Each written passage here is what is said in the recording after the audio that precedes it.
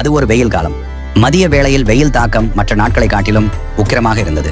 தன் வியாபாரத்தை முடித்துக் கொண்டு ஒருவர் சாலை வழியாக நடந்து வந்து கொண்டிருந்தார். வழி நெடுகிலும் மரம் ஒன்று கூட இல்லை. தூரத்தில் ஒரு மரம் அந்த வாலிபன் கண்ணுக்கு தெரிய வந்தது. சரி, சற்று ஓய்வெடுத்து செல்லலாம் என மரத்தை நோக்கி வேகமாக நடக்கத் தொடங்கினான். மரத்தை நெருங்கியதும் இதமான சூழல் நிலவியது. உட்கார்ந்திருந்த அந்த வாலிபர் சற்று தலையை மரத்தின் மீது வைத்து கண்ணை மூடினார். அப்பொழுது அந்த வழியாக ஒரு 30 வயது தக்க மனிதன் கடந்து செல்கிறார். வியர்வையால் நனைந்து அழுக்காயிருந்த சட்டை பார்த்து, பகல் பொழுதே குடித்துவிட்டு தூங்குறத பாரு என்று மனதிற்குள் நினைத்தவாறு சென்றான். அதன் பின்னால் வந்த மற்றொரு வாலிபர் அவரின் அயர்ந்த தூக்கத்தை பார்த்து, வேலைக்கு செல்லாமல் வந்து மரத்தின் அடியில் தூங்கிக் கொண்டிருக்கிறான் என்று மனதில் எண்ணியவாறு கடந்து சென்றார். அப்பொழுது அதே வயது மதிப்புடைய வாலிபர் அங்கே வந்து மரத்தின் அடியில் அமர்ந்தார். உறங்கிக் கொண்டிருப்பவரை பார்த்து, தன் உழைப்பின் அசதியை போக்க தூங்கிக் கொண்டிருக்கிறான் பார் என்று அவரை எழுப்பாமல் கடந்து சென்றார். இவ்வாறுதான் நம் அனைவருடைய எண்ணங்களும். நம் எண்ணங்கள் எப்படி இருக்கிறதோ அதேதான் மற்றவர் மீது நம் பார்வையை வைக்கும் போது, நினைக்கும் போது